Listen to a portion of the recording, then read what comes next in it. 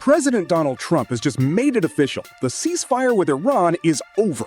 But while the administration signals a return to high-intensity strikes, a critical bottleneck is quietly developing back home.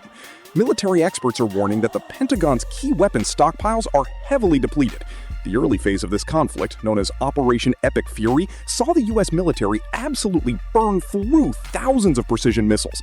According to the Center for Strategic and International Studies, full-scale fighting has already drained around 30% of America's Tomahawk land attack missiles, half of its Patriot air defense interceptors, and half of its elite THAAD ballistic missile interceptors.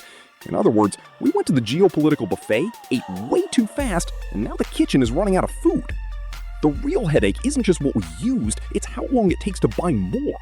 Right now, the Pentagon is only receiving about 15 new Tomahawks and 20 new Patriot missiles per month. As for the ultra-advanced THAAD interceptors, there are 0 deliveries forecast for the entire year.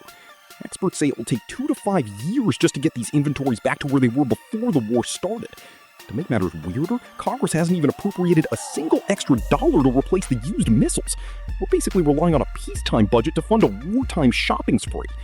President Trump did invoke the Defense Production Act to cut through the regulatory red tape, but expanding factories isn't like waving a magic wand. You can't just 3D print a Tomahawk missile in your garage over the weekend.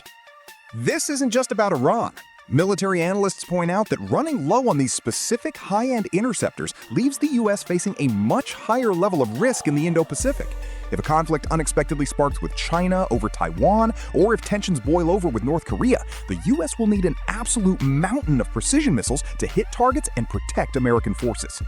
Chief Pentagon spokesperson Sean Parnell released a statement insisting that America's military is the most powerful in the world and has everything it needs, which is exactly what you have to say when you don't want your adversaries knowing the cupboard is looking a little bare.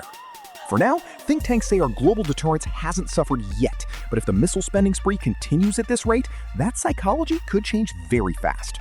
The U.S. is attempting to sign licensing agreements to let allies like Germany and Ukraine build their own Patriot missiles, but those factories take years to set up. America's defense industrial base is being tested like never before.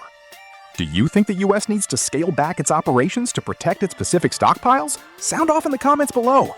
If you want to keep following these critical updates with direct, no-nonsense analysis, do us a huge favor. Hit that like button, drop a comment, and subscribe to RealTime today so you never miss a breakdown. Thanks for watching, and we'll see you on the next one.